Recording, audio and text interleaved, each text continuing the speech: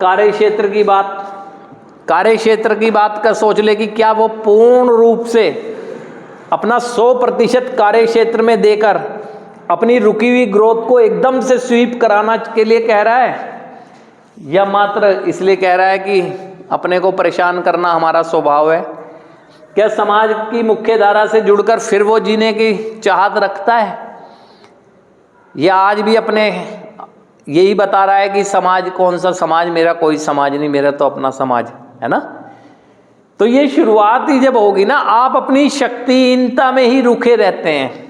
यहाँ हर व्यक्ति जानता है कि जिस केमिकल का इस्तेमाल हम कर रहे थे, हमने सोचा जरूर इस बात को कि सोशल मैनर में हम करें, लेकिन हम क्या कर पाए?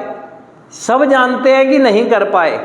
लेकिन शक्तिहीनता स्वीकार करने के बाद भी, ये पता लग जाने के बाद भी, आपका अनुभव भी है इस चीज पे कि जब जब मैं छेड़ूंगा तो दूसरे ही रोकेंगे, मैं रोक नहीं पाऊंगा। फिर भी पूर्ण त्याग का आना ये बताता है कि रूखी जागृति के एग्जाम्पल हैं हम, रूखी जागृति। अन्यथा मैं तो कह रहा हूं आपको कि जितने लोग बैठे हैं सब कह रहे हैं कि मैं इसका त्याग करूंगा, तो बताओ कि फाउंडेशन की वजह से कह रहे हो या पूर्ण त्याग के बारे में चिंतन करके कह रहे हो? या ये बता दो कि केमिकल का चेंज की आप नहीं सोच रहे या सोशल मैनर नहीं सोच रहे। अपने अंदर झांक के देखो ना, आपकी सच्चाई तो आप ही के भीतर है। और जो परिवार की बात कर रहे हैं, आप बता दें कि परिवार का जो स्वभाव है हर व्यक्ति जानता है, परिवार के हर सदस्य का स्वभाव, हर सदस्य की जीवन शैली, उसको पूर्ण रूप से एक्सेप्ट कर लिया है आपने?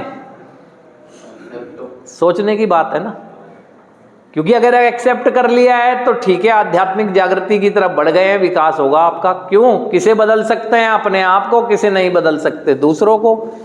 जब आपने उनके स्वभाव को ये भी स्वीकार नहीं किया है, उनकी कार्यशैलियों को स्वीकार नहीं किया है, तो ये तो रूखी जागृति है। केवल बस फैमिली फैमिली कह रहा हूं। फैमिली तो जब मैं कहूं उस चीज को, जब मैं उनको पूर्ण उसी तरीके से स्वीकार करता हूं जिस तरीके से वो हैं।